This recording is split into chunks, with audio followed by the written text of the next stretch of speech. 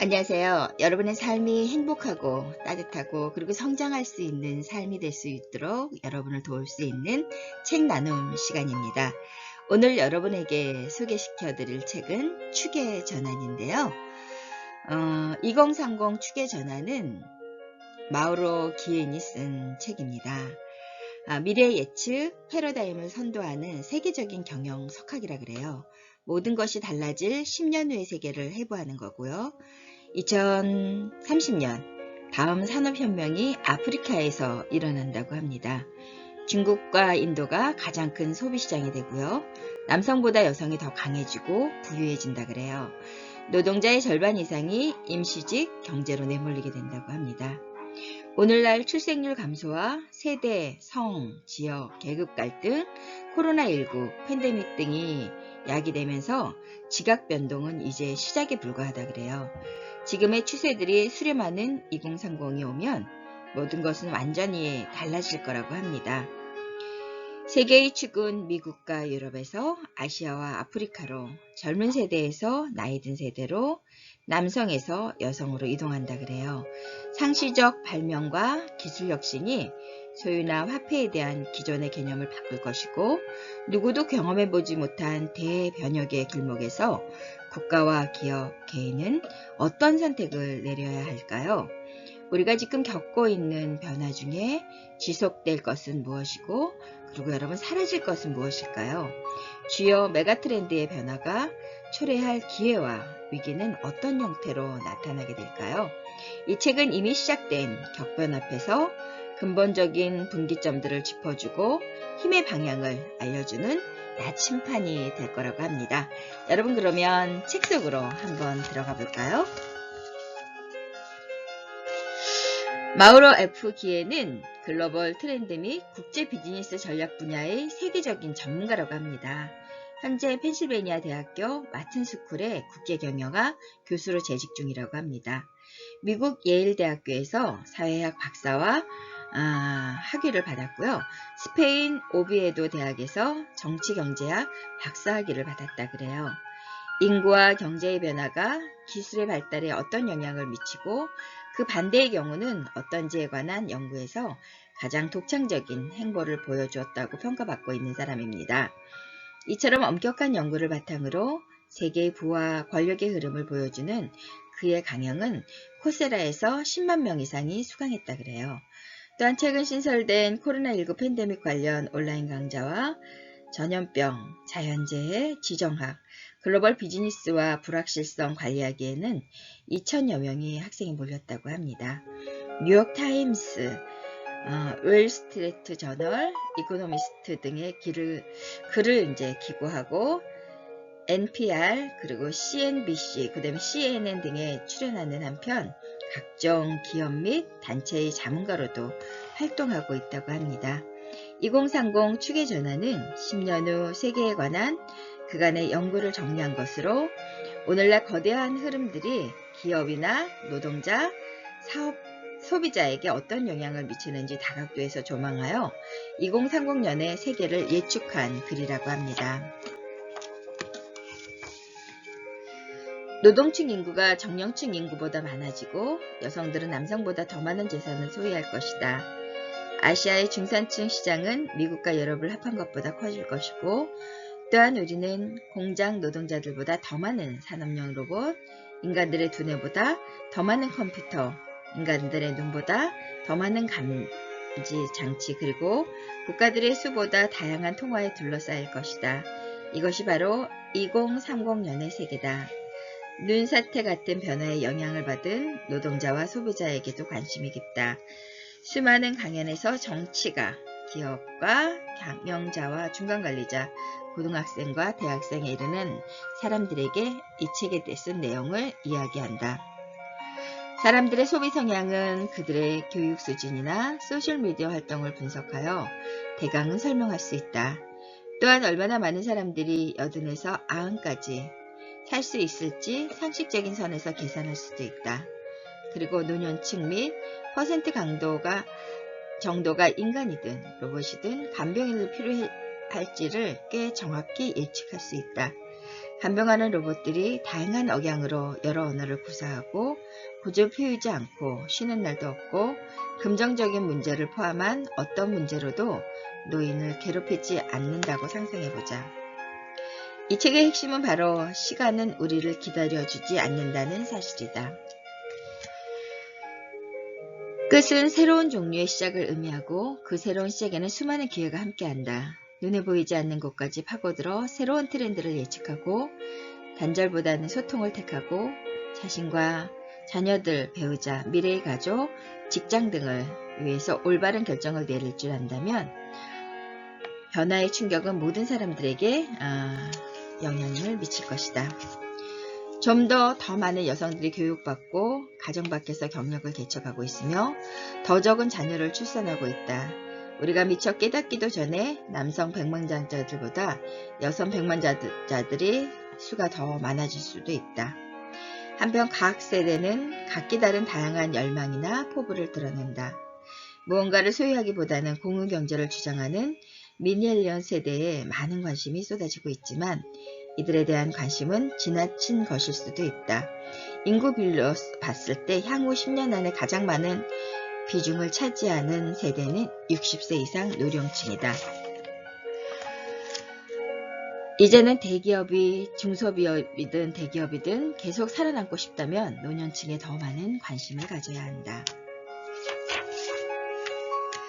통령과 달리 노년층은 중요한 소비자다.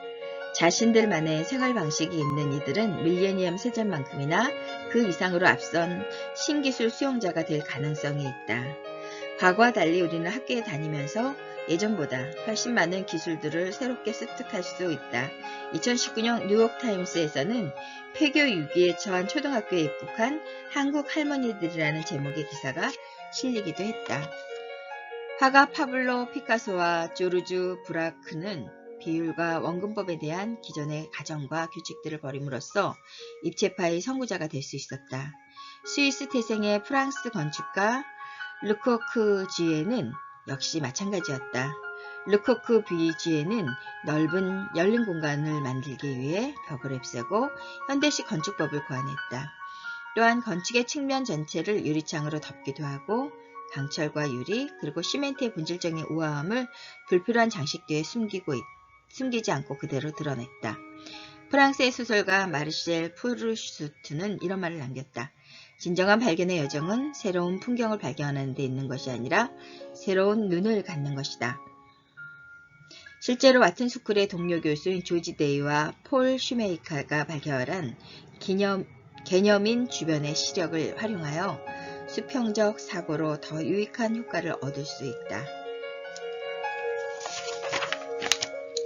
사람들은 그저 보고 싶은 것만 보고 듣고 싶은 것만 듣는 법이지.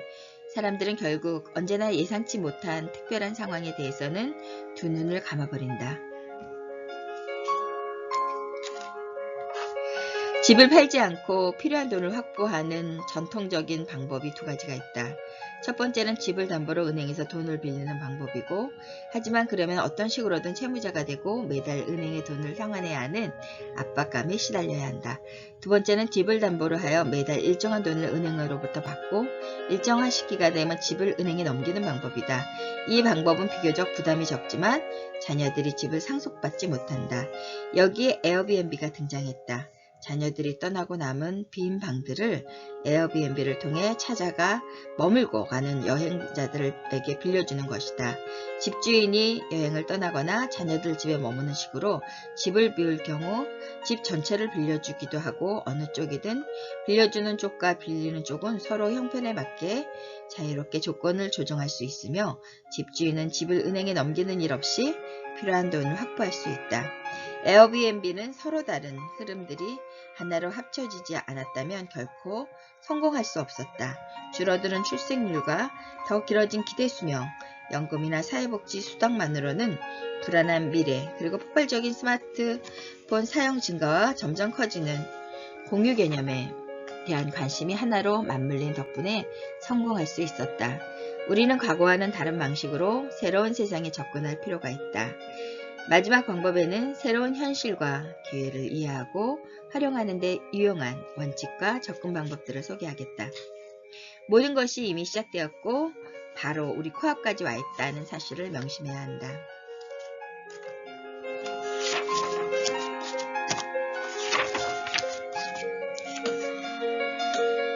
이제 수많은 오락거리를 언제든지 접할 수 있게 됐다. 우리는 그만큼 성관계에 대한 흥미를 잃어버렸다. 현대사회는 라디오에서 텔레비전, 비디오 게임과 인터넷에 이르는 수많은 오락을 우리에게 제공하고 있다. 미국을 비롯한 일부 선진국가에서는 지난 몇십 년 동안 성관계 횟수가 줄고 있다.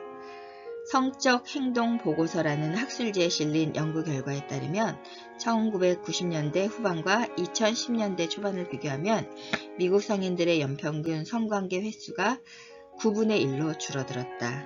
1930년대에 태어난 이른바 침묵의 세대가 가장 성관계를 많이 했고 1990년대에 태어난 밀레니엄 세대의 성관계 횟수가 제일 적었다. 이 연구는 이렇게 결론 내렸다.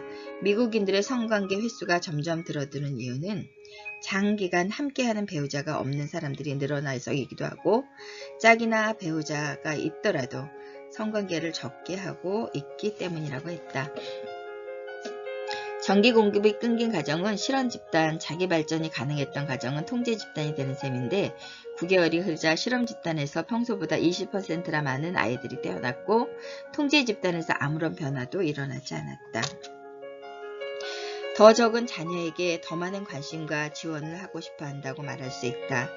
자녀들의 양과 질 사이의 관계는 자녀들의 실효 가격이 수입과 함께 올라가는 가장 중요한 이유가 된다는 것이다. 베커의 주장은 다시 말해서 부모들은 수입이 많아지면 자녀에게 더 많은 투자하고 더 나은 기회를 마련해주고 싶어 한다. 그리고 가치의 역할 등을 무시하긴 했지만 어쨌든 중요한 사회적 경향을 지적했다. 많은 부모가 이제 시간과 자원을 이전보다 적은 자녀들에게 투자하고 자녀들의 성공으로 이어질 가능성이 있는 최선의 기회를 제공하려고 한다. 필립 코어는 이렇게 설명했다. 우리는 아이들이 불평등이 심해지는 환경 안에서 경쟁할 수 있도록 더 많이 투자하여 최선의 기회를 제공하고 싶어 한다. 이런 관점에서 보면 아이들은 현재 가치의 수익률을 가진 투자의 대상인 셈이다. 1950년대 중국 공산당이 실시한 이른바 대약진 운동이 초래한 엄청난 기근과 1960년대 문화혁명이 대혼란 속에서 중국의 인구는 1950년과 1979년 사이에 매 10년마다 1억 2천 내지 1억 5천 명씩 늘어났다. 중국은 곧 인구가 10억 명이 넘는 최초의 국가가 될 전망이다. 2015년 중국은 한 가구 한 자녀 정책을 폐기했다. 이제 세계 2위의 경제대국에서 인구 증가가 다시 문제가 될까? 노벨상 수상자인 경제학자 아미르티아 센은 이렇게 지적했다. 여성의 발전이 중국의 한 가구 한 자녀 정책을 능가했다. 점점 더 많은 중국 여성이 수준 높은 교육을 받고 사회로 진출하고 경제 발전이 최고의 피임이라는 유명한 구호가 중국뿐 아니라 전 세계에서 사실로 증명되고 있다. 경제지 포천에 실린 기사 제목은 이 기사를 읽는 사람들은 중국이 곧 미국이나 다른 서방 세계 국가들을 능가할 것이라고 이야기하고 있다. 연평균 50억 달러가 넘는다. 사람들은 장래의 배우자나 애인 혹은 잠시 즐길 수 있는 상대를 찾아 사이트에 접속한다. 돈을 쓰는 형태는 국가별로 다양하다. 중국인들은 전체 비용의 2% 정도만을 즉석 만남용 사이트나 앱 회원 가입 등을 사용하지만 유럽인과 미국인들은 애슐리 메디슨, C-데이트, 퍼스트 어페어, 빅토리아 밀단 그리고 틴더 같은 가벼운 즉석 만남은 사이트나 스마트폰 어플리케이션에 지출하는 비용의 22%에 달한다.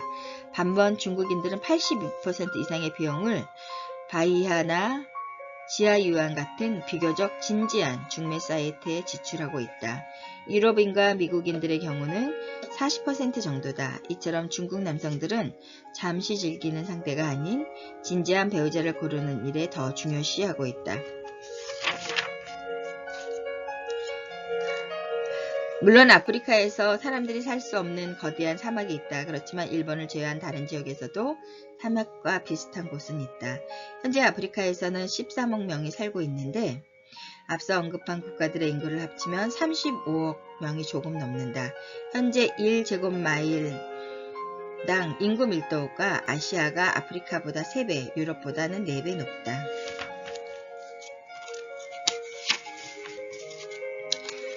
아우노는 정확하고 과학적인 방법을 동원하여 자신이 거둘 수 있는 최대 수확량의 2배나 많은 옥수수를 수확할 수 있다는 사실을 알고 깜짝 놀랐다고 한다. 나는 2030년의 세상을 미리 보고 싶어하는 사람들에게 무조건 아프리카로 가보라고 권하고 싶다. 이동통신 기술이 건강과 보건 분야에도 도움이 된다는 사실을 잘 알려져 있다.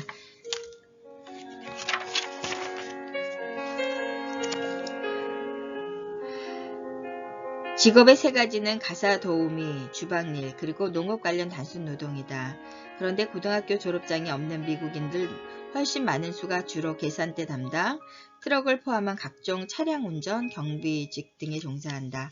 따라서 일자리를 두고 이민자와 현지 사람들의 직업 경쟁하는 일은 거의 없다고 볼 수 있다. 그 중에서 간호조무사, 병자 및 고령자 담당, 자택 도우미, 건축 현장 노동자, 조리 담당, 소프트웨어 개발자 등이 포함되어 있다. 미국에는 2003년까지는 앞서 언급한 일자리를 포함한 여러 일자리의 절반 이상을 외국 출생의 인력이 채울 예정이다. 생리의학상을 수상한 85명 중 33명, 즉 40%가 외국 출신자다. 미국이 세계 최초의 혁신 국가라는 위치를 계속 유지하고 싶다면 이민자들이 절대로 빠뜨릴 수 없는 중요한 역할을 하고 있다는 사실을 기억해야 한다. 특히 지식 기반 경제를 계속 증가시키고 싶다면 더욱 그렇다.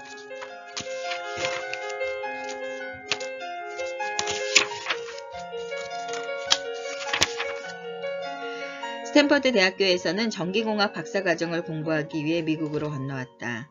1976년 학업을 마친 그는 IT 업계의 전설적인 실리코닉스와 인텔 같은 기업에서 근무했고 10년 뒤에 실리콘밸리에서는 VLSA 테크놀로지를 공동 창업했다.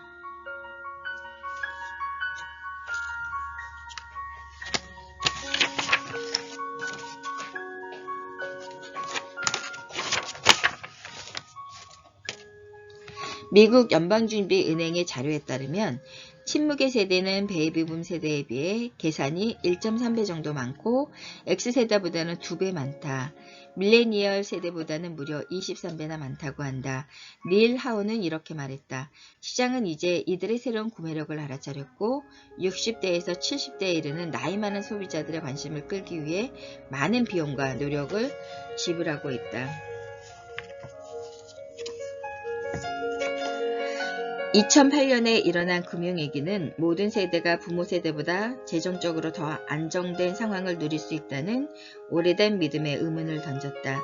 그렇지만 각 세대는 상대의 자기중심적인 태도와 재정에 대한 투명하지 못한 태도를 문제 삼으며 서로 손가락질하고 있었다. 2030이 다가오면서 젊음과 나이듦에 대한 일반적인 정의가 사라지면서 세대 간의 역할관계도 바뀔 것이다. 우리는 더 이상 활력과 젊음을 동요로 볼 수 없을 뿐더러 쇠퇴를 나이 든 사람의 전유물로 볼 수도 없다. 새로운 기술이 발전함에 따라 은퇴와 노인의학에 대한 우리의 관심도 바뀔 것이다. 여기서 잠시 우리의 부모와 조부모 세대가 지구에서 가장 생산적이고 활기찬 세상을 머릿속으로 그려보자. 그리고 최첨단 기술의 세계에서 성장한 밀레니엄 세대가 사업을 시작하면서 특히 60세 이상의 노년층을 주요 고객으로 여기는 장면도 상상해보자. 직원을 고용하는데 나이가 조건이 되지 않는 세상, 예컨대 70세 이상의 사람들이 새롭게 취업하는 세상에 전혀 이상하지 않은 광경은 어떤가? 연간 15조 달러에 육박할 것으로 추산되는데 이 60세 이상 사람들의 구매력을 과연 어떻게 구체화할 수 있는가? 과연 노령화는 새로운 빛이 될까? 아니면 반대로 그늘이 될까? 독일의 사회학자 카를 마나임은 각 세대 구분의 중요성을 처음으로 지적했다. 한 세기 전에 그는 세대를 같은 시간과 공간으로 하나가 되어 자신들만의 특별한 방법으로 행동하는 집단이라고 정의했다. 세대의 행동 방식은 특정한 경험을 통해 집단적으로 형성되어 일생 동안 지속된다. 예컨대 대공황 시기나 제2차 세계대전, 민권운동, 그리고 인터넷이나 소셜미디어 등이 그렇게 집단으로 겪을 수 있는 특정한 경험들이다. 여기서 말하는 세대는 연령으로 구분하는 세대와는 의미가 다르다. 연령대에 따른 구분은 그저 서로 비슷한 시간대에 태어났다는 것뿐이다. 동일된 특성 같은 것은 없다. 우리는 이른바 실버 시장 시대를 눈앞에 두고 있으며 이 시장은 특히 개발도상국에서 무시 못할 소비의 중심으로 성장하고 있다. 하지만 미국의 경영자문 회사 보스턴 컨설팅 그룹은 현재 기업 7곳 중 1곳 정도만 열대의 집단을 맞이할 준비가 되어 있다고 추정한다. 기존 기업이든 신생 기업이든 상관없이 대부분의 기술과 홍보, 판매 관련 부서가 젊은 세대만 겨냥하고 있다는 점이다. 따라서 기업들 입장에서는 실버 시장이라는 새로운 기회를 파악하기 어려워질 수밖에 없다. 이것은 분명한 실수다.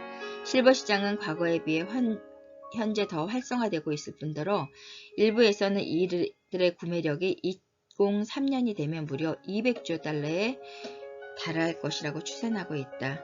실버 시장 소비자들의 욕구와 필요를 제대로 파악하기만 하면 그리 쉽지 않다. 서던 캘리포니아 대학교의 노인학부 학부장 마리아 행케는 이렇게 지적했다. 노년층은 상대하기 쉽지 않다. 불필요한 아첨이나 과장 광고 같은 것은 전혀 먹히지 않는다. 광고라면 평생 지겹도록 봐온 사람들이니까. 과연 1944년에서 1964년에 태어난 베이비붐 세대는 라디오 광고 방송에서 지금의 소셜 네트워크 서비스 홍보까지 온갖 새로운 광고란 광고는 평생 목격해온 사람들 아닌가. 그러니 그만큼 피로감이 쌓일 수도 있다. 광고에서 말하는 것처럼 저게 정말로 필요한 것인가 라고 묻는데도 지쳐 있을 것이다. 적절한 의사소통과 홍보 전략을 찾아내는 것 외에는 어려움이 있다. 같은 노년층이라도 어떤 사람은 더 빨리 늙는다. 이들의 필요와 선호도는 같은 나이라도 서로 다르게 진화하며 때로는 자신이 나이를 들었다고 느끼거나 생각하지 않는 사람들도 있다. 하트필드의 지적은 날카로웠다. 광고나 홍보 관련 업체 대부분이 그리고 특히 언론이 지금의 50대가 과거 우리 부모 세대의 50대와는 확연히 다르다는 사실을 알아차지 못한다. 문제는 사람들을 기계적으로 연령에 따라 구분하고 세계 유행의 흐름을 바꾼 코코 샤넬은 이러한 유명한 말을 남겼다. 40세가 지나면 결코 젊다고는 할 수 없지만 나이에 상관없이 누구나 아름다워질 권리가 있다. 세계적인 광고 대행사 맥켄에서 연구와 조사 부분을 책임지고 있는 나디아 투마에 관련 연구에 이렇게 지적되어 있다. 대부분의 사람들에게 잘 늙어간다는 건 자신보다 젊은 사람과 나이 든 사람 모두와 함께 시간을 보내는 것을 의미한다. 그러니까 세대가 다 함께 어울리는 관계를 말하는데 이런 관계는 값비싼 화장품보다 훨씬 강한 위력을 발휘한다. 여기서 중요한 점은 30년이 되면 과거의 기준이나 구분은 더 이상 의미가 없어진다는 것이다. 나이 든 사람들의 필요에 맞추는 방법이 두 가지 있다. 첫째는 구매하지 않고 대여하는 방식이다. 소비자는 몇 년마다 새로운 제품으로 교환할 수 있으며 비싼 돈을 주고 산 제품을 오래 쓰지 못할 경우 금전적으로 더 이익이 될 것이다. 둘째는 사용자의 건강과 체력 혹은 인지 능력이 떨어질 것을 예상하여 기능적으로 설계한 제품이다. 세탁기를 예로 들면 세대에 관계없이 사용할 수 있도록 디지털 방식으로 표시되는 계기판만 다양하게 설정해 놓으면 된다. 문제의 핵심은 실버 시장의 고객들이 돈을 사용하는 방식을 이해하는 것이다. 당연한 말이지만 이들은 삶의 질을 대단히 중요시한다. 미국 은퇴자 협회에 따르면 노년층 대부분은 재정적 안정과 육체와 정신적 경과, 여가시간 활용, 그리고 가족과의 관계 등 자신들이 누리는 삶의 질에 대해 대체로 낙관적이다. 4명 중 3명꼴은 삶의 질이 더 나아지거나 지금 상태를 유지할 것으로 기대하고 있다. 그러나 이런 낙관적 시각이나 만족감은 70대를 넘어서면서 줄어든다. 노년층의 삶의 질은 점점 더 독립성과 자율성, 이동성, 그리고 연결성과 밀접해진다. 삶의 질은 육체적, 인지적 능력 쇠퇴의 결과를 들 외에 외로움을 견디고 계속해서 인생의 즐거움을 찾아가는 능력에 따라 달라진다. 스웨덴의 영화감독 잉마르 베리만이 1957년에 발표한 영화 산딸기는 이런 모습을 잘 담아낸다. 영화에서 성격이 까다로운 78세의 한 외과 의사가 국가에서 수여하는 명예학위 박사를 받기 위해 차를 몰고 400마일에 이르는 여정을 떠난다. 그는 이 여정에서 여러 사람을 만나며 과거의 아픈 기억을 떠올리기도 하고 현재 겪고 있는 좌절들을 다시 한번 생각하기도 한다. 그중 몇 사람은 그와 동행하며 스스로에 대한 정체성을 함께 탐구한다. 이 여정이 실제로 나타내고자 하는 건 그가 느끼는 외로움의 정도다. 실버 시장의 규모가 커지면서 2030년이 되면 건강한 가사관리 등의 관련 사업 시장도 큰 호황을 맞을 것이다. 여가 시간을 활용하게 해주는 오락산업도 마찬가지일 것이다. 어쩌면 가장 흥미로운 기회는 삶의 질에 관한 산업에 있지 않을까? 여기서도 혁신적이고 창의적인 해결책이 중요한 역할을 할 것이다.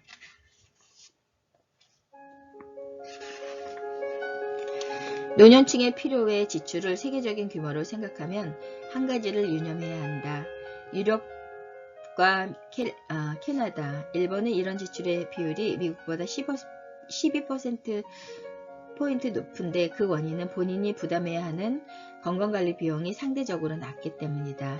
다시 말해 건강보험 등이 비용을 국가가 어느 정도 보조해 주냐에 따라 필요외 지출에 영향을 미친다. 예를 들어 미국의 65세 이상 사람들은 평균 수입이 14%를 건강이나 의료 관련 비용으로 지출하지만 영국은 3% 미만이다. 따라서 영국의 노년층은 옷이나 외식 혹은 여행 등의 이 2배를 더 많이 지출할 수 있다. 흔히 노년층은 다른 연령대보다 시간이 많으므로 여가 활동에 많은 돈을 쓸 거라고 생각하지만 실제로는 그렇지 않다. 실버 시장 소비자들은 여행과 여가 활동 분야에 큰 손이 아니다. 오히려 이들은 건강이 허락하는 한 시간제나 임시직으로라도 다시 일하거나 자원봉사 활동과 같은 것을 하고 싶어 한다. 게다가 여가 생활의 종류는 무척 다양해서 중요한 유행이나 흐름이 잘 드러나지 않을 수도 있다. 그렇다면 사람들이 여가 시간을 어떤 일을 하는지 생각해보자. 노년층은 40대나 50대에 비해 더 많은 여가 시간을 텔레비전을 보거나 책을 읽고 편안하게 이것저것 생각하면서 보낸다. 오늘날의 노년층은 이전 세대 노년층보다 여행 등에도 기꺼이 시간과 돈을 쓰고 싶어한다. 아무래도 이전 세대보다 건강과 체력에 좀 더 자신이 있기 때문이다. 노년층의 여행 관련 지출을 보면 유럽과 중국 그리고 일본이 미국보다 많다. 다시 말하면 다른 곳보다 미국에서 관련 산업의 잠재력이 높다는 뜻도 된다. 적어도 건강관리 관련 비용이 더 올라가지 않는다면 말이다. 또한 노년층 대부분이 단거리 여행을 선호한다는 점을 생각하면 실버시장 소비자들을 겨냥한 여행 상품은 주로 국내 일자리를 만들 것이다. 인구 피라미드의 꼭대기에서 찾은 기회. 수많은 기업이 실버 시장에서 성공의 비결을 찾았고 하락세에 접어들었던 기업들도 여기에 맞춰 환골탈태함으로써 기사회생했다. 세계에서 역사가 가장 오래되고 규모도 크고 유명한 다국적 기업 중 하나인 필립스를 떠올리자.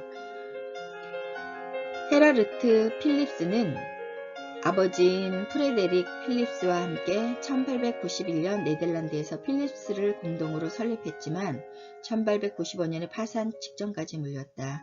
헤라르트는 대학에서 공학을 전공한 동생 안톤 필립스를 데려와 제품 설계에서부터 엄격한 과학적인 방식을 적용하는 쪽으로 방향을 바꿨다. 1600년대에 네덜란드가 과학혁명의 선두자였던 것처럼 이들은 혁명의 정신을 잊지 않았고 이후 세계 시장을 놀라게 한 제품을 쏟아냈다. 1907년 텅스턴 필라멘트를 쓰는 전구를 내놓았고 1939년에는 전기면도기, 63년에는 세계 최초의 카세트 테이프, 72년에는 비디오 재생기를 내놓았다. 1983년 컴팩트 디스크와 세계 장거리 무선통신 장비 상용화, 그리고 1998년에 DVD 플레이어도 모두 필립스의 제품이다. 그렇지만 1980년대와 90년대 들어 필립스는 일본과 한국, 중국의 경쟁사들 때문에 많은 어려움을 겪었다. 수십억 달러로 불어난 적자가 회사를 집어삼키기 일보 직전이었다. 최고 경영진들은 적자를 흑자로 돌리기 위해 할 수 있는 일을 다했다. 최고의 경영 전문가들을 영입하고 생산 공정을 새롭게 바꾸었으며 전 세계로 이어지는 물류 방식도 바꾸었다.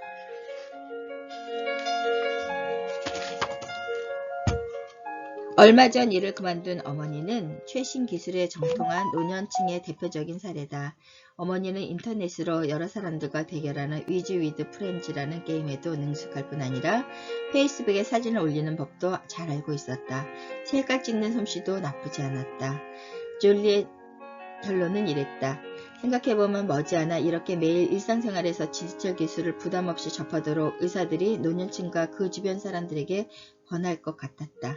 실제로 노인학 연구에 실린 미시간 주립대학교 교수 실라 코튼의 연구 결과에 따르면 미국의 노년층 가운데 인터넷을 활발하게 사용하는 사람들은 우울증이 적게 나타났고 정작 노년층 당사자들은 이런 연구 결과를 놀랍게 여기지 않는다는 것이다. 70세의 에너나 메클레스키는 엉덩이 고관절 수술을 받고 회복 중이었다. 나는 폐쇄된 상황 속에 갇혀있고 싶지 않다. 알고 지내는 모든 사람들을 비롯해 모든 것으로부터 멀어지는 삶은 싫다. 인터넷은 메클레스키에게 가족과 친구 그리고 영이라는 것을 되돌려 주었다. 의학과 영양학, 생명공학을 비롯한 여러 분야에서 일어난 혁신으로 더 많은 사람들이 오랫동안 삶을 즐기게 되었다. 2030년이 되면서 70년대의 평균적인 삶은 지금의 50대 평균적인 삶과 비슷해졌다.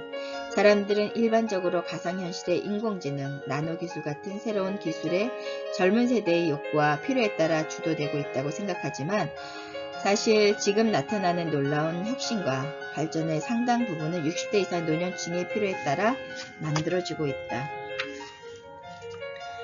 또한 랜드는 사람들은 고립감을 느끼면서 인지 능력이 떨어지고 혈압이 상승하는데 이 가상현실 장비를 사용해 일정의 사회적인 환경을 만들어낼 수 있다고 설명한다. 요양시설에 거주하는 노인 6명이 이 장비를 착용하고 동시에 같은 일을 경험한다고 생각해보자. 이들은 무선 연결 기술을 통해 똑같은 경험을 공유하게 된다. 이 가상현실 장비는 불안감을 낮출 수 있는 이른바 화상치료를 제공하기도 한다. 실제라고 착각할 정도로 정교한 방법으로 누군가를 예전에 의미 있는 경험을 했던 장소로 데려가는 방법은 대단히 유용한 치료 방법이 될 수 있다. 노년층의 삶의 질을 끌어올릴 수 있는 또 다른 첨단 기술은 기계 외골격이다. 할리우드 영화 아이언맨을 떠올릴 수 있겠지만 이번에는 할아버지 아이언맨이다. 이 외골격은 계단 오르기, 짐 들어 올리기, 집안일하기 혹은 재활치료 등의 필요에 따라 맞춤형으로 만들 수 있다. 노년층의 삶의 질과 자율성, 독립성에 관심이 많다는 사실을 다시 기억하자. 일본의 실버 시장이 세계에서 가장 크기 때문이다. 일본에서는 노년층을 돌봐줄 돌보미들을 적당한 비용으로 찾기가 무척 어려운데 이민자들을 제한하는 정책 때문에 상황이 더 어려워지고 있다. 참고로 미국을 포함한 대부분의 국가에서는 가족 외의 노년층을 돌봐주는 일은 90%가 이민자들의 몫이다. 환자들의 불안감과 우울증이 줄었고 병증이 호전되었다. 물개 로봇 파로와 교감하는 치매 환자들은 사람들의 시야를 벗어나 이유 없이 돌아다니는 횟수를 크게 줄어들었다. 파로는 현재 전 세계 30여 개 나라가 사용하고 있는데 덴마크에서는 구경 요양소의 80%가 사용하고 있다. 그런데 왜 하필 로봇의 모양이 친숙한 개나 고양이가 아니라 물개인 걸까? 개발자인 시바타 다카노리 박사는 환자들이 로봇을 실제 동물과 비교한다는 점을 지적했다. 환자들은 개와 고양이 로봇에 대해 기대가 대단히 높을 뿐더러 개를 좋아하는 사람들은 고양이 로봇을 싫어했고 고양이를 좋아하는 사람들은 개 로봇을 싫어했다. 로봇이 노년층과 아이들을 돌보는 미래가 이상하게 보일 수도 있다. 하지만 솔직히 말해 우리에게는 선택의 여지가 없다. 그 이유는 두 가지다. 첫째는 현재 필요한 돌봄의 문제가 해결될 만큼 충분한 인구가 확보되지 않았는데도 각국 정부가 이민자들의 유입을 막고 있다는 점이다. 지금까지 이민자들의 대부분이 이런 돌봄 역할을 해왔는데도 말이다. 둘째는 노년층이 학업과 사업에 뛰어들고 있다는 점이다. 마이클 테일러는 60대가 되어 새로운 가능성을 찾기로 결심했다. 그는 나이가 더 들었을 때 뭘 하고 싶은지 스스로에게 물어봤다. 그리고 실내 디자인 분야의 학사와 석사 학위를 취득했고 직업사업체를 시작했다. 1997년에는 전체 신규 사업체의 55세, 64세의 창업자가 차지하는 비율이 15%에 불과했다. 월간 잡지 안트로프로스에 실린 한 기사의 지적이다. 그런데 카우프만이 기업활동 지수에 따르면 2016년이 되자 그 비율이 24%까지 올랐다. 노년층의 기대 수명과 숫자가 높아지는 현상을 생각해보면 2030년 무렵에는 이들이 전체 기업의 절반 이상을 차지하게 될지도 모른다. 금융과 자산관리 분야이다. 간단히 생각해도 돈에 관한 사람들의 필요와 욕구, 태도는 나이가 들면서 변할 수밖에 없다. 샌프란시스코 연방준비은행 소속 경제학자 두 사람이 실시한 최근의 연구는 그런 변화를 잘 나타낸다. 두 사람은 미국 주식시장에서 상장 기업의 주가 수익 비율과 인구 노령화 간의 상관관계가 크다는 사실을 깨달았다. 주가 수익 비율은 주식의 가격을 1주당 수익으로 나눈 값이다. 60대에 덜 벌면서 위험이 적은 채권에 더 많이 투자함으로써 자산 구성을 재조정한다. 그러다가 은퇴 시기가 가까워지면 모든 자산을 현금화하거나 정기적으로 일정 금액을 받을 수 있는 상품으로 바꾸기 시작한다. 연령대와 소비 사이에도 상관관계가 있다. 나이가 들면 소비 형태도 변한다. 더 이상 자동차나 가전제품 등을 바꾸지 않으며 집도 사지 않으려 한다. 가능하면 살림살이 규모를 줄이려 하는 것이다. 일생 동안 투자와 소비의 성향이 어떻게 바뀌어 가는지를 생각해보면 주식시장의 평가가 인구 통계학을 반영하는 현상은 놀라운 일이 아니다. 앞으로 다가올 2030년에 생각하면 한 가지 분명하다. 전세계 인구의 평균 연령이 높아지면서 기업의 순이익과 관련된 주식이 가격이 지금까지와는 다르게 그리고 높아지지 않을 것이라는 사실이다. 그렇지만 계속해서 나이듦에 대한 생각의 변화를 확인하고 그 안에 있는 기회를 찾아 활용하면 주식시장과 연령대 간 관계는 긍정적인 영향을 주고받을 수도 있다. 연령대의 변화는 금융서비스에 큰 영향을 미칠 것이다. 무엇보다도 우선 주택담보대출과 소비자 신용대출이 줄어들겠지만 그 대신 저축한 돈을 낭비하지 않도록 위험이 적은 금융상품에 대한 수요는 훨씬 커질 것이다. 게다가 노년층에는 집을 통해 수익을 창출하는 방법이 필요하다. 7장에서 더 살펴보겠지만 에어비앤비는 그런 방법 중 하나이다. 세계 여러 나라 은행들이 주택담보연금 상품을 제공하고 있다. 주택담보대출의 반대 개념인 이 상품은 주택 소유자가 사망 후 주택을 은행에 넘기기로 약속하고 살아있는 동안 연금 형식으로 금액을 돌려받는 것이다. 주택의 소유자는 자기 집에 계속 살면서 동시에 주택으로 수익을 창출할 수 있다. 사람들은 일정 나이가 넘어서면 저축하지 않는 순수한 소비 계층으로 바뀌기 때문에 은행으로 들어오는 저축 액수는 줄어들 수밖에 없다. 고객의 예치금은 은행들이 전통적으로 가장 저렴하게 자본을 확보하는 방법이었다. 따라서 소비자들은 앞으로 은행에서 돈을 빌릴 때 더 높은 이자를 지불해야 한다. 물론 긍정적인 측면도 있다. 인구의 노령화는 자산관리 상담, 그리고 연금이나 배당금 관련 상품에 대한 수요를 촉진할 것이다. 문제는 은행들만 이런 수익률을 높이고 새로운 상품을 제공하지는 않는다는 사실이다. 온갖 종류의 금융기관과 이른바 새로운 금융기술 융합 업체들이 실버 시장을 놓고 경쟁하고 언컨벤셔널 벤처스의 창립자이자 미국 은퇴자협회의 영업혁신 부문 이사를 역임한 시어도라 라우에 따르면 핀테스라고 하는 금융기업 융합산업은 18에서 35세를 위한 기술적 해결책 제공을 넘어서 모든 연령대의 세대의 필요를 채워줄 수 있는 해결책에 초점을 맞춰야 한다고 했다.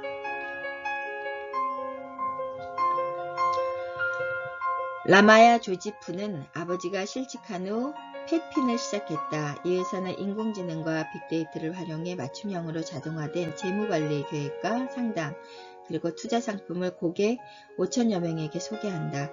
궁극적으로 돈은 수단에 불과하더라도 사람들은 인생에서 돈을 가장 중요시하며 정기적인 수입이 있을 때 그 수입을 그냥 저축할지 아니면 채무를 정리해야 할지 아니면 은퇴 자금으로 마련하는 데 투자할지에 대한 지속적인 상담과 안내를 원한다. 페핀의 최고 경영자 캐서린 플렉스의 말이다. 페핀은 대형 연금 기금과 관련된 소프트웨어도 판매하고 있다. 미래를 생각할 때 중요한 부분 중 하나는 돈과 관련된 학대다. 특히 노년층에서 이 문제를 점점 심각해지고 있다. 놀랍게도 이런 범죄를 가장 많이 저지르는 사람은 주로 친척이나 친구, 이웃, 돌보미, 변호사, 은행 직원, 종교단체 지도자들이다. 약탈적 대출과 명의도용은 만연해 있다.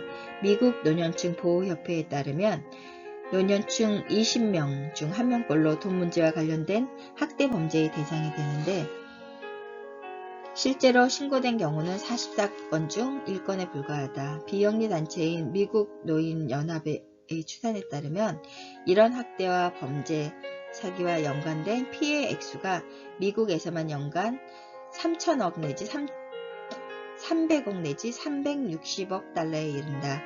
액수 차이가 60억 달러에 이른다는 사실은 점점 늘고 있는 사례들이 제대로 알려지지 않고 있다는 반증이다. 미국 은퇴자 협회는 피해자 1인당 평균 피해 액수가 12만 달러에 달한다고 보고했다. 첨단 기술이 수익과 지출, 저축, 자산 총액 등을 확인할 수 있는 수단을 제공해 사고 방지하게 해주지만 문제를 더 악화시킬 가능성도 있다. 금융 관련 사이버 범죄는 제대로 된 추적이나 방지가 어려운데 이 말은 해결책을 찾으면 큰 보상을 받을 수 있다는 뜻이다. 아마도 인간을 도우면서 걷고 범죄를 저지르지 않는 로봇을 만들어 제공하는 일도 가능할 것이다. 핀테크도 세상 물정이 어두운 노년층이 사기에 걸려들지 않도록 도울 수 있다. 내 어머니는 회계사 출신이지만 빈틈없진 않았다. 에버세이프의 공동 창업가이자 최고 경영자 하워드 티슬러의 말이다.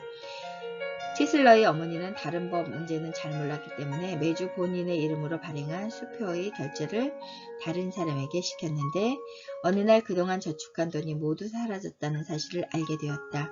어머니의 기억력에 문제가 있었고 결국 나중에 알츠하이머병 진단을 받았다는 사실을 내가 알게 될 때까지 나의 어머니는 사기당하고 있다는 사실을 몰랐다.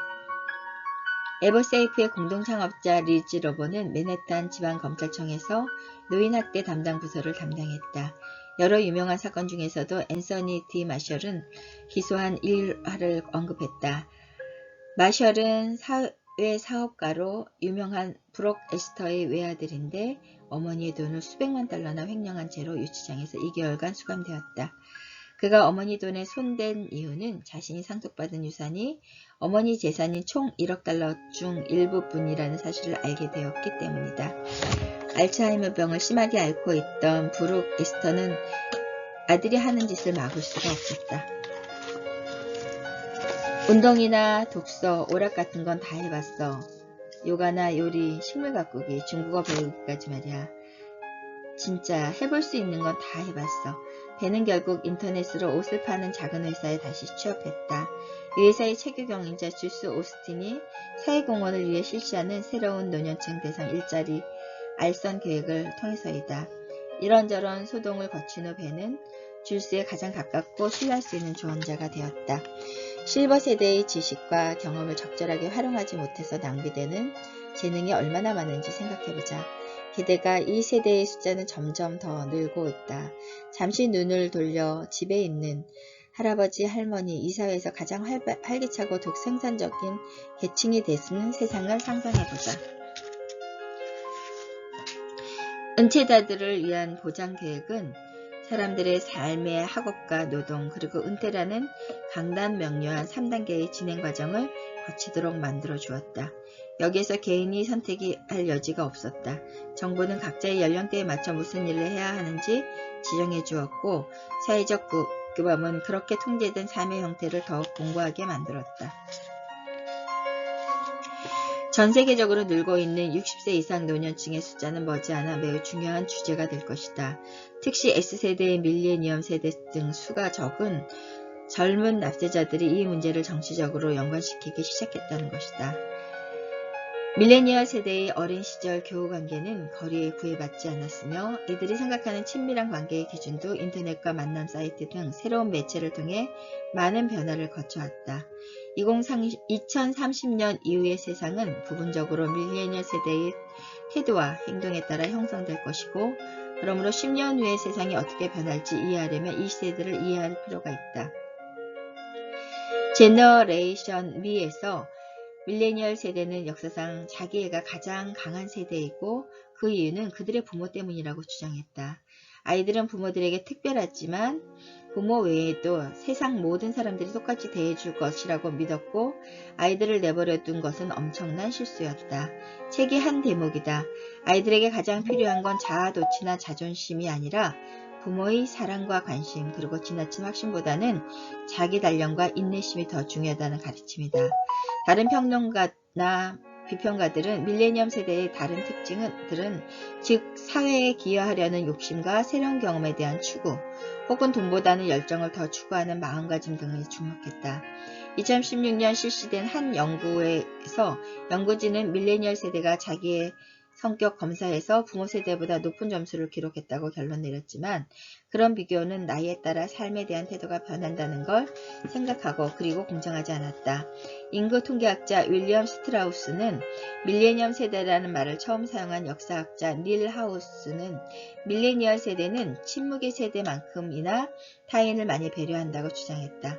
두 사람에 따르면 미국의 밀레니얼 세대는 사회로부터 보호받으며 자신감이 차 있는 집단을 중요시 하고 보수적이고 많은 압박을 받아 성취를 무엇보다 중요시한다. 또한 데이비드 버스타인 같은 사람들은 밀레니얼 세대가 실용적 이상주의에 빠져 있다고 생각한다.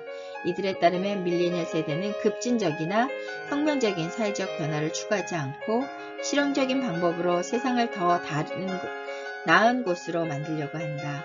금융위기 시절 벌어진 월가를 점령하라 같은 시위와 운동이 상대적으로 조용히 그리고 짧게 끝난 이유도 이들을 통해 설명할 수 있다.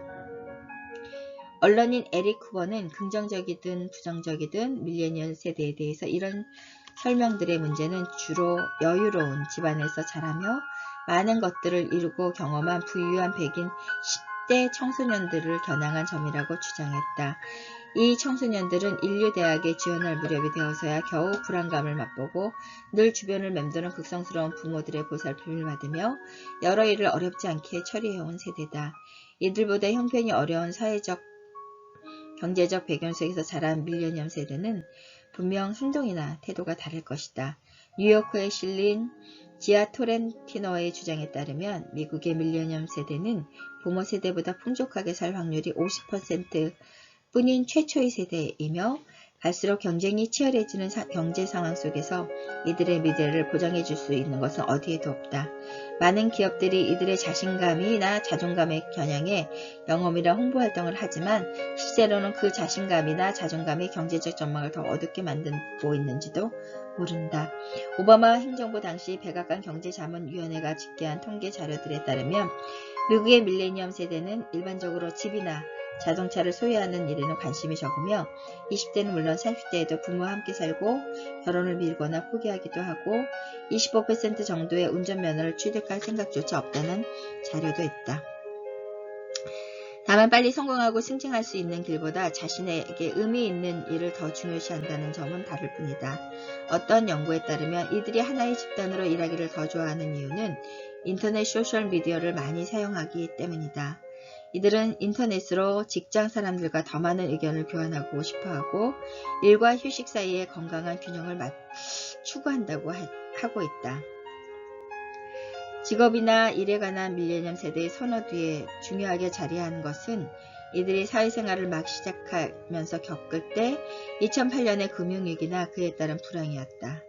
물론 당시 영향은 국가마다 다르게 나타났다. 유럽과 미국의 밀레니얼 세대도 부유한 가정에서 자란 세대의 저소득층 가정 혹은 중산층이었지만 세계화와 기술 발전 때문에 부모가 직장을 잃은 가정에서 자란 세대로 나뉜다. 따라서 기업들은 밀레니얼 세대의 행동을 일반화해서 받아들이는 한편 미래에 관한 이들의 영향력을 따로 생각하고 계산해야 할 것이다.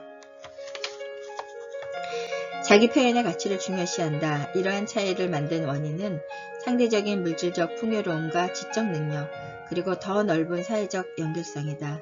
밀레니얼 세대는 좀 더 독립적으로 행동하고 더 많은 선택의 여지 속에서 잠재력을 현실화할 수 있는 더 많은 기회를 얻는다.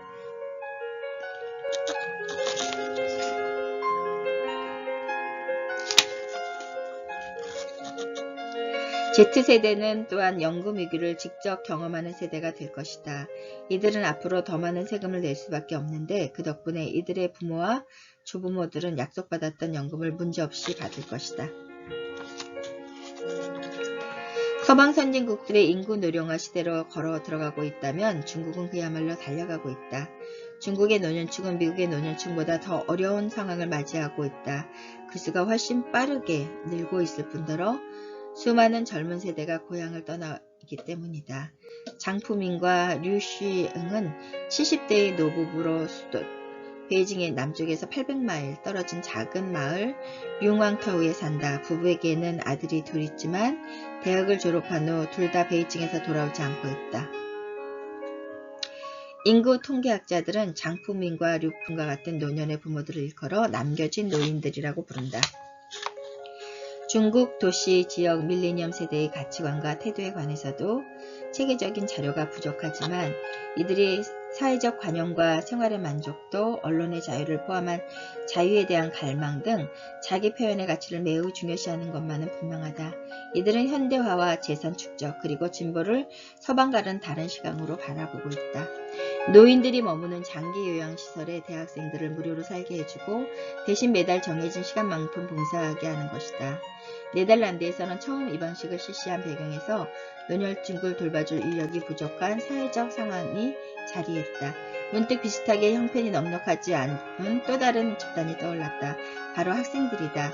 이 획기적인 요양소 기숙사를 운영하고 있는 헤아 세이프커스의 설명이다. 학생들은 매년 노인들을 돌봐주고 디지털 관련 지식과 기술도 가르쳐준다. 노년층이 이런 시설에 관심을 갖는 이유는 외로움을 덜 수 있기 때문인 것이다. 외로움이 심해질수록 인지력은 더 빨리 떨어지고 건강도 나빠지고 사망률도 높아진다. 이제 많은 사람이 그저 오래 사는 것이 아니라 잘 사는 것에 초점을 두고 생각하기 시작했다. 우리는 의학과 기술의 힘을 빌려 나이 들어도 건강을 유지할 것이다. 그렇지만 우리 자신의 행동 역시 육체와 정신의 건강을 유지하는 또 다른 비결이 될 것이다. 여기 재미있는 예상이 하나 있다. 밀레니얼 세대는 위 세대인 베이비붐 세대나 X세대와 확연히 다르다. 각 세대에 따른 고정관념을 차지하더라도 밀레니얼 세대 자체가 중요한 문화적인 변곡점을 나타낸다. 스탠퍼드 대학교의 노화 연구소와 사이트라인드 프로젝트에 따르면 좋은 소식이 있다. 흡연율을 현저하게 떨어뜨리고 있고 대신 운동량을 늘어났다. 과거의 젊은 세대보다 지금의 밀레니얼 세대가 어려울 때 의지할 수 있는 친구가 더 많다. 밀레니얼 세대는 이전 세대보다 대학에 더 많이 진학했는데 미래를 준비하고 예측하는데 교육만큼 좋은 것은 없다. 그렇지만 나쁜 소식도 있는데 많은 밀레니얼 세대가 은퇴할 무렵이 되었을 때 안정적인 삶을 누리겠지만 적어도 그만큼 숫자가 일생 동안 궁핍한 상황에 처할 가능성이 있다. 3장에서 알 수 있듯이 전 세계적으로 여러 사회 집단의 재정 상태에는 비슷한 부분이 있다. 여러분, 우리 축의 전환 2030 여기까지 일부를 마치고 우리가 이거는 3번에 나눠서 읽어드려야 될 것 같아요. 굉장히 좋은 내용이 많은데 앞으로 5060 노년층이 그들의 삶의 질을 어떻게 변화하느냐는 그들의 여가활동에 달려있는데 정말 많은 사람들이 이들의 여가활동이 행복하고 좋은 여가활동을 할 수 있도록 우리가 방향을 제시해주고 그들의 손을 잡고 함께 가는 것이 얼마나 중요한지 이 책을 통해서 알게 되었습니다. 안녕히 계세요. 최선희 박사였습니다.